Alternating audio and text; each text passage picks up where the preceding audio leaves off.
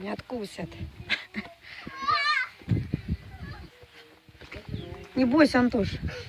В рот только не клади.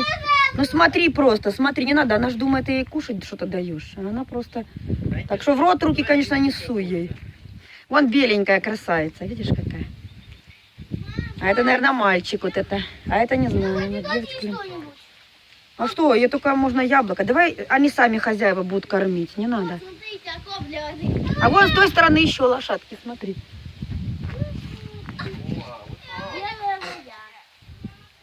Hungry maybe. Да, белая, смотри, с какими веснушками.